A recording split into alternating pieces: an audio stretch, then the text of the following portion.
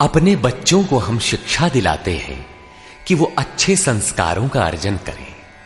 अच्छे संस्कारों का आशय लोग लेते हैं कि वो अपनी रोजी रोटी, आवास, विकास की समस्याओं को हल कर ले। ईश्वर की ओर किसी का ध्यान ही नहीं है। किसी किसी के पास इतना कुछ है कि प्रभु को पुकारने की आवश्यकता ही नहीं समझता।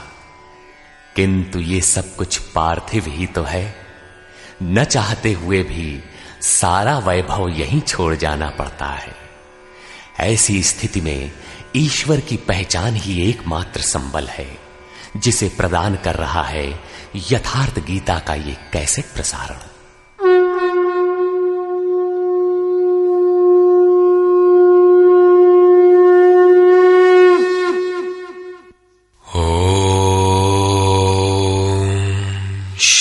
परमात्मने नमः।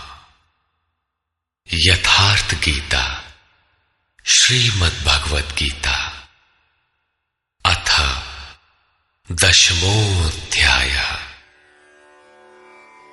गत अध्याय में योगेश्वर श्री कृष्ण ने गुप्त राजविद्या का चित्रण किया, जो निश्चय ही कल्याण करती है।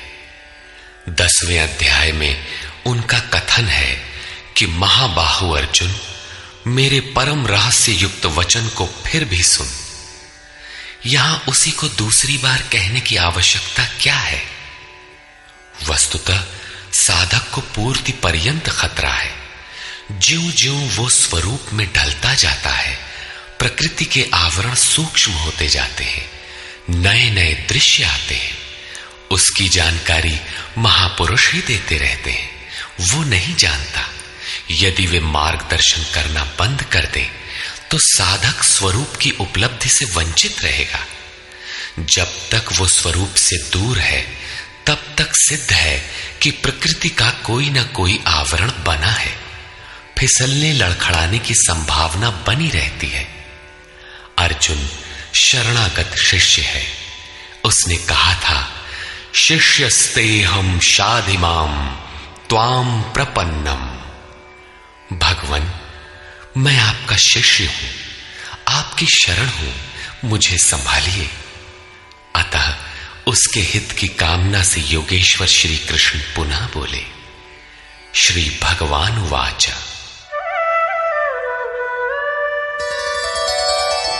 भूय एव महाबाहो शृणु मे परमं वचः यत्तेऽहं प्रीयमाणाय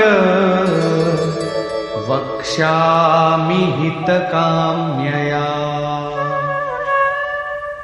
महाबाहु अर्जुन, मेरे परम प्रभाव युक्त वचन को पुनः सुन, जो मैं तुझ अतिशय प्रेम रखने वाले के हित की इच्छा से कहूंगा।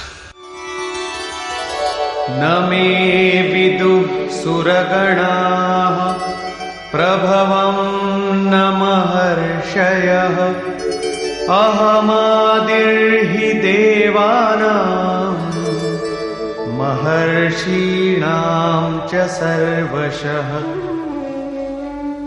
अर्जुन, मेरी उत्पत्ति को न देवता लोग जानते हैं और न महर्षिगण ही जानते हैं। श्री कृष्ण ने कहा था, जन्म कर्म च मे दिव्यम। मेरा वो जन्म और कर्म अलौकिक है, इन चर्म चक्षुओं से देखा नहीं जा सकता। इसलिए मेरे उस प्रकट होने को देव और महर्षि स्तर तक पहुंचे हुए लोग भी नहीं जानते। मैं सब प्रकार से देवताओं और महर्षियों का आदि कारण हूं।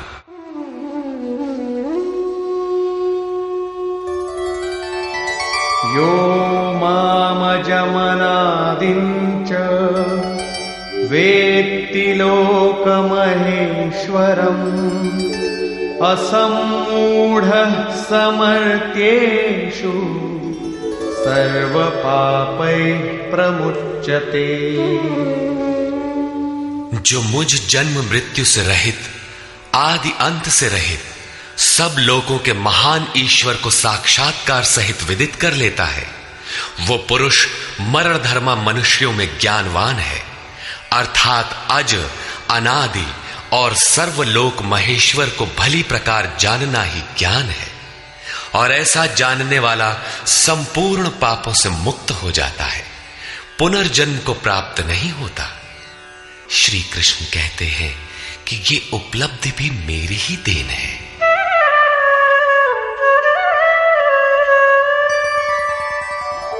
बुद्धिर्ज्ञानमसम्मोहः क्षमा सत्यं दमः शमः सुखं दुःखं भवो भावो भयं चाभयमेव च। अर्जुन, निश्चयात्मिका बुद्धि, साक्षात्कार सहित जानकारी, लक्ष्य में विवेक पूर्वक प्रवृत्ति, क्षमा, शाश्वत सत्य, इंद्रियों का दमन, मन का शमन, अंतःकरण की प्रसन्नता, चिंतन पथ के कष्ट, परमात्मा की जागृति, स्वरूप की प्राप्ति काल में सर्वस्व का विलय, इष्ट के प्रति अनुशासनात्मक भय और प्रकृति से निर्भयता तथा अहिंसा समता तुष्टिः तपोदानं यशो यशः भवन्ति भावा भूतानां मत्त एव पृथग्विधाः। अहिंसा अर्थात अपने आत्मा को अधोगति में न पहुंचाने का आचरण, समता जिसमें विषमता न हो, संतोष मन सहित इंद्रियों को लक्ष्य के अनुरूप तपाना, दान अर्थात सर्वस्व का समर्पण, भगवत पथ में मान अपमान का सहन। इस प्रकार प्राणियों के उपर्युक्त भाव मुझसे ही होते हैं। ये सभी भाव दैवी चिंतन पद्धति के लक्षण हैं। इनका अभाव ही आसुरी संपद है। महर्षयः सप्त पूर्वे चत्वारो मनवस्तथा मद्भावा मानसा जाता येषां लोक इमाः प्रजाः। सप्तर्षि अर्थात योग की 7 क्रमिक भूमिकाएं अर्थात शुभेच्छा, सुविचारणा, तनुमानसा, सत्वापत्ति, असंसक्ति, पदार्था भावना और तुर्यगा तथा इनके अनुरूप अंतःकरण चतुष्टय अर्थात मन, बुद्धि, चित्त और अहंकार, उसके अनुरूप मन जो मेरे में भाव वाला है, ये सब मेरे ही संकल्प से अर्थात मेरी प्राप्ति के संकल्प से तथा जो मेरी ही प्रेरणा से होते हैं, दोनों एक दूसरे के पूरक हैं, उत्पन्न होते हैं। इस संसार में ये अर्थात संपूर्ण दैवी संपद इन्हीं की प्रजा है, क्योंकि सप्त भूमिकाओं के संचार में दैवी संपद ही है, अन्य नहीं। एतां विभूतिं योगं च मम यो वेत्ति तत्वतः सोऽविकम्पेन योगेन युज्यते नात्र संशयः। जो पुरुष योग की और मेरी उपर्युक्त विभूतियों को साक्षात्कार के साथ जानता है, वो स्थिर ध्यान योग द्वारा मुझ में एक ही भाव से स्थित होता है। इसमें कुछ भी संशय नहीं है। जिस प्रकार वायु रहित स्थान में रखे दीपक की लौ सीधी जाती है, कंपन नहीं होता, योगी के जीते हुए चित्त की यही परिभाषा है। प्रस्तुत श्लोक में अविकंपेन शब्द इसी आशय की ओर संकेत करता है। अहं सर्वस्य प्रभवो मत्तः सर्वं प्रवर्तते इति मत्वा भजन्ते मां बुधा भाव समन्विता। मैं संपूर्ण जगत की उत्पत्ति का कारण हूं, मुझसे ही संपूर्ण जगत चेष्टा करता है। इस प्रकार मानकर श्रद्धा और भक्ति से युक्त विवेकी जन मेरा निरंतर भजन करते हैं। तात्पर्य यह है कि योगी द्वारा मेरे अनुरूप जो प्रवृत्ति होती है उसे मैं ही किया करता हूं, वो मेरा ही प्रसाद है। कैसे है, इसे पीछे स्थान स्थान पर बताया जा चुका है। वे निरंतर भजन किस प्रकार करते हैं, इस पर कहते हैं,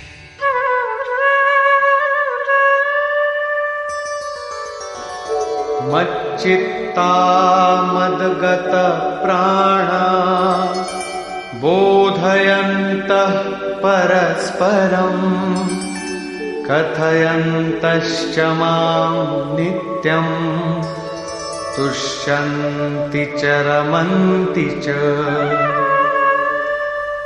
अन्य किसी को स्थान न देकर मुझ में ही निरंतर चित्त को लगाने वाले, मुझ में ही प्राणपण से प्राणों को लगाने वाले सदैव परस्पर मेरी प्रक्रियाओं का बोध करते हैं, मेरा गुणगान करते हुए ही संतुष्ट होते हैं तथा निरंतर मुझ में ही रमण करते हैं। तेषां सततयुक्तानां भजतां प्रीतिपूर्वकम् ददामि बुद्धियोगं तं येन मामुपयान्ति ते। निरंतर मेरे ध्यान में लगे हुए तथा प्रेम पूर्वक भजने वाले उन भक्तों को मैं वो बुद्धि योग अर्थात योग में प्रवेश वाली बुद्धि देता हूं जिससे वे मुझे प्राप्त होते हैं, अर्थात योग की जागृति ईश्वर की देन है। वो अव्यक्त पुरुष महापुरुष योग में प्रवेश दिलाने वाली बुद्धि कैसे देता है? तेषामेवानुकंपार्थम्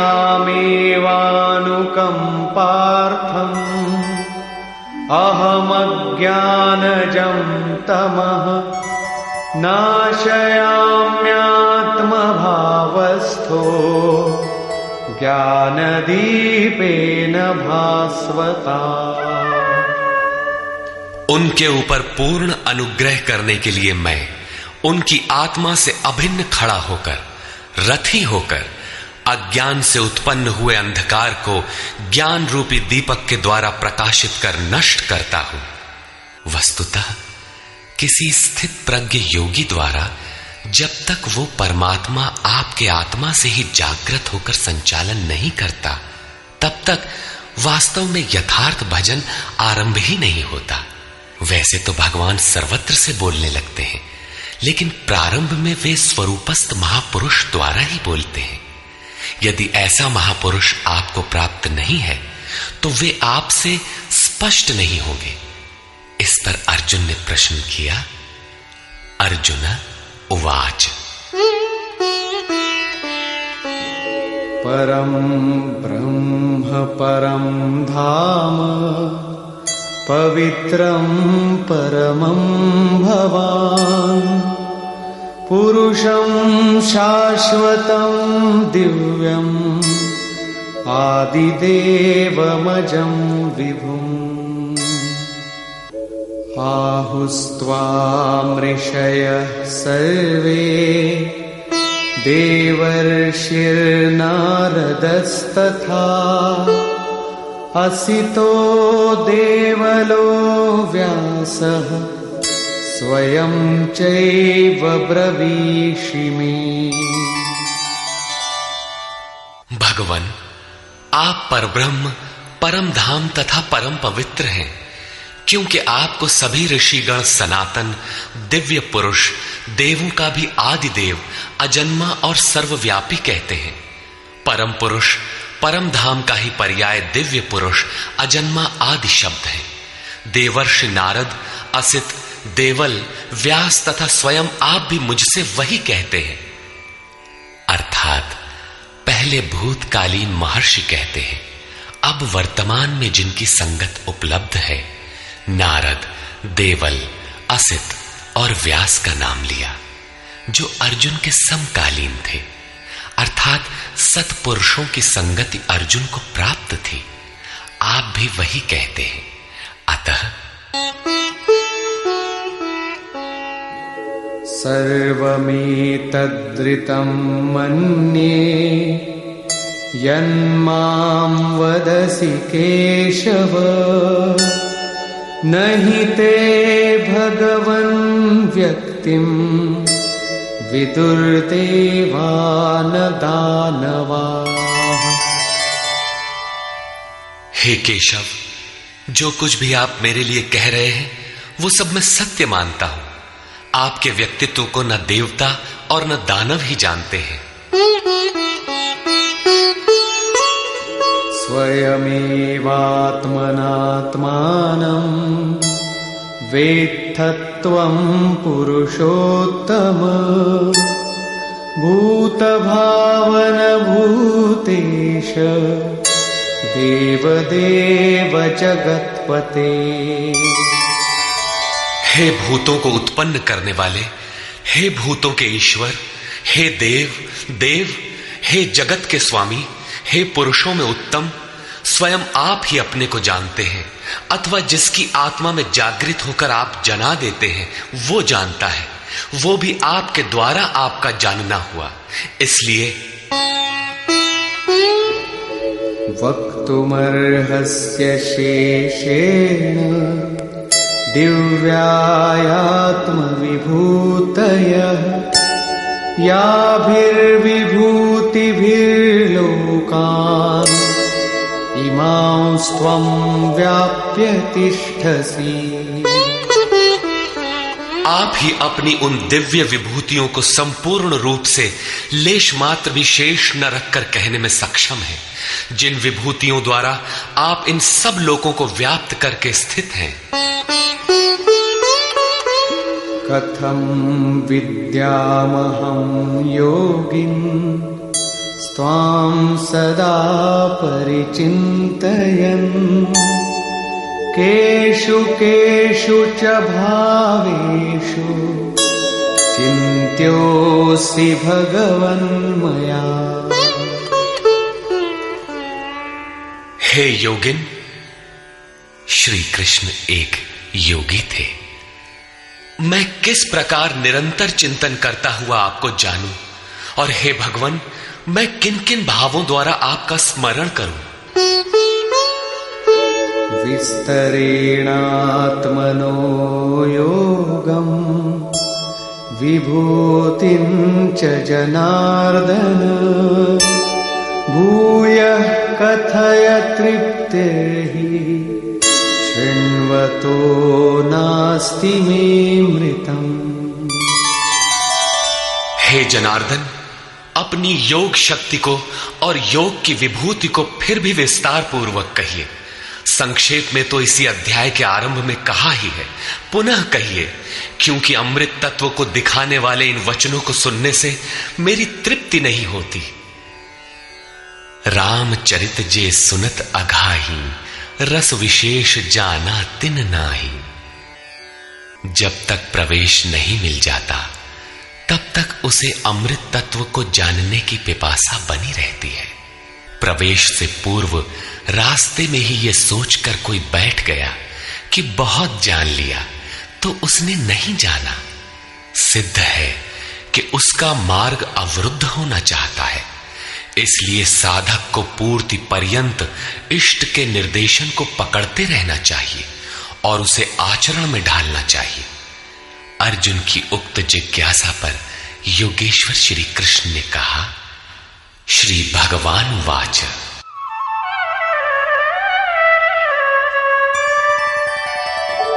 हन्तते कथयिष्यामि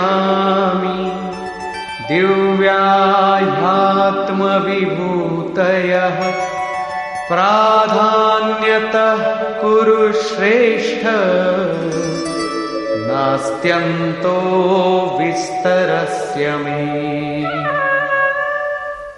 कुरुश्रेष्ठ अर्जुन, अब मैं अपनी दिव्य विभूतियों को, उनमें से प्रमुख विभूतियों को तुझसे कहूंगा, क्योंकि मेरी विभूतियों के विस्तार का अंत नहीं है।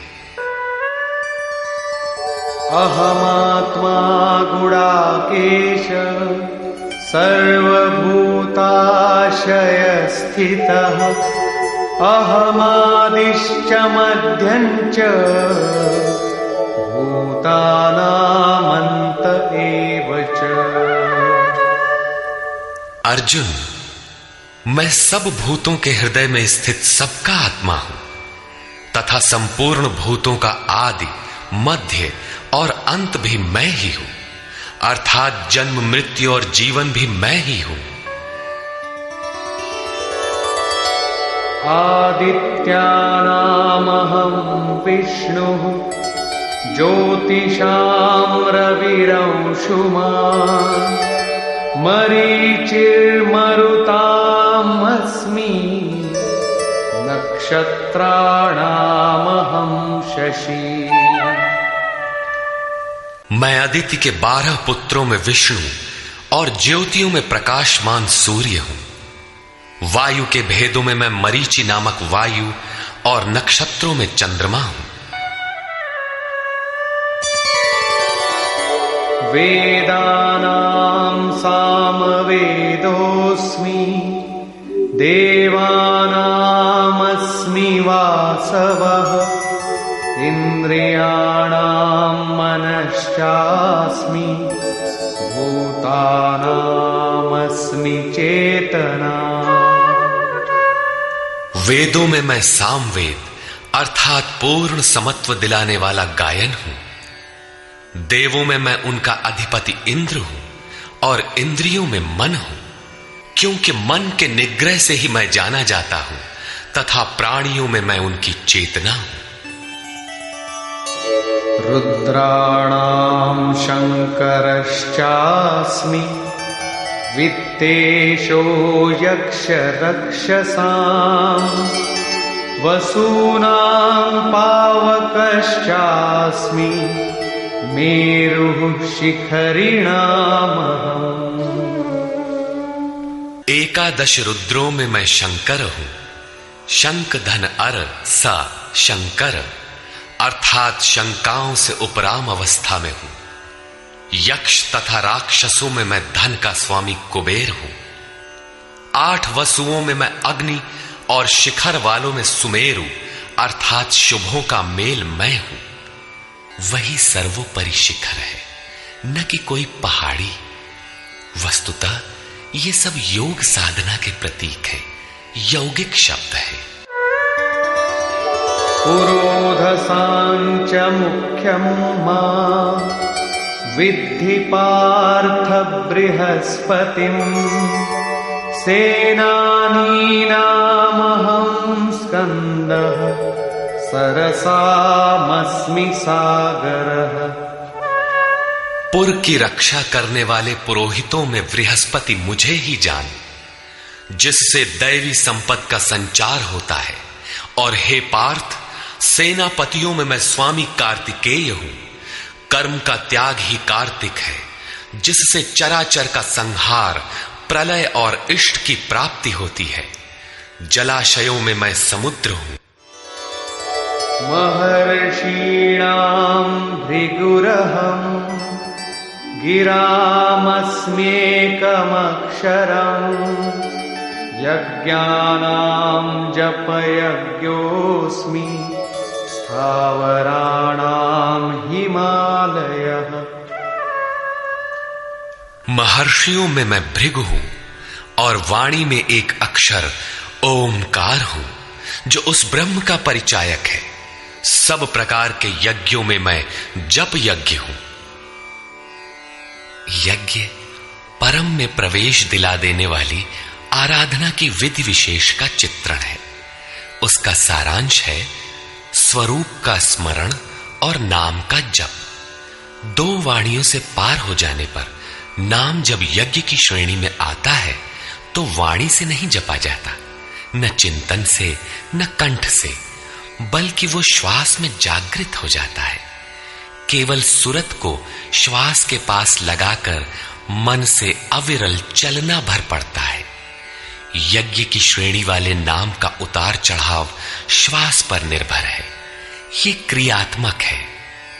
स्थिर रहने वालों में हिमालय हूं। शीतल, सम और अचल एकमात्र परमात्मा है। जब प्रलय हुआ तब मनु उसी शिखर में बंध गया। अचल, सम और शांत ब्रह्म का प्रलय नहीं होता, उस ब्रह्म की पकड़ मैं हूं। अश्वत्थः सर्ववृक्षाणां देवर्षीणां च नारदः गन्धर्वाणां चित्ररथः सिद्धानां कपिलो मुनिः। सब वृक्षों में मैं अश्वत्थ हूं। अश्व कल तक भी जिसके रहने की गारंटी नहीं दी जा सकती, ऐसा ऊर्ध्व मूलधः शाखम अश्वत्थ। ऊपर परमात्मा जिसका मूल है, नीचे प्रकृति जिसकी शाखाएं हैं, ऐसा संसार ही एक वृक्ष है जिसे पीपल की संज्ञा दी गई है। सामान्य पीपल का वृक्ष नहीं कि पूजा करने लगे। इसी पर कहते हैं कि वो मैं हूं और देवर्षियों में मैं नारद हूं। नाद रंध्रः स नारद। दैवी संपद इतनी सूक्ष्म हो गई कि स्वर में उठने वाली ध्वनि अर्थात नाद पकड़ में आ जाए, ऐसी जागृति मैं हूं। गंधर्वों में मैं चित्ररथ हूं, अर्थात गायन अर्थात चिंतन करने वाली प्रवृत्तियों में जब स्वरूप चित्रित होने लगे, वो अवस्था विशेष मैं हूं। सिद्धों में मैं कपिल मुनि हूं, काया ही कपिल है। इसमें जब लव लग जाए, उस ईश्वरीय संचार की अवस्था मैं हूं। उच्चैश्रवसमश्वानां विद्धि माममृतोद्भवम् ऐरावतं गजेन्द्राणां नराणां च नराधिपम्। घोड़ों में मैं अमृत से उत्पन्न होने वाला उच्चैः श्रवा नामक घोड़ा हूं। दुनिया में हर वस्तु नाशवान है, आत्मा ही अजर अमर अमृत स्वरूप है। इस अमृत स्वरूप से जिसका संचार है, वो घोड़ा मैं हूं। घोड़ा गति का प्रतीक है। आत्म तत्व को ग्रहण करने में मन जब उधर गति पकड़ता है, घोड़ा है। ऐसी गति मैं हूं। हाथियों में ऐरावत नामक हाथी मैं हूं। मनुष्यों में राजा मुझको जान। वस्तुतः महापुरुष ही राजा है, जिसके पास अभाव नहीं है। आयुधानामहं वज्रं धेनूनामस्मि कामधुक् प्रजनश्चास्मि कंदर्पः सर्पाणामस्मि वासुकी। शस्त्रों में मैं वज्र हूं, गायों में कामधेनु हूं। कामधेनु कोई ऐसी गाय नहीं है जो दूध के स्थान पर मनचाहा व्यंजन परसती हो। ऋषियों में वशिष्ठ के पास कामधेनु थी। वस्तुतः गो इंद्रियों को कहते हैं। इंद्रियों का संयत होना इष्ट को वश में रखने वाले में पाया जाता है। जिसकी इंद्रियां ईश्वर के अनुरूप स्थिर हो जाती हैं, उसके लिए उसी की इंद्रियां कामधेनु बन जाती है। फिर तो जो इच्छा करी हऊ मन माही, हरि प्रसाद कछु दुर्लभ नाही। उसके लिए कुछ भी दुर्लभ नहीं रहता। प्रजनन करने वालों में नवीन स्थितियों को प्रकट करने वाला मैं हूं।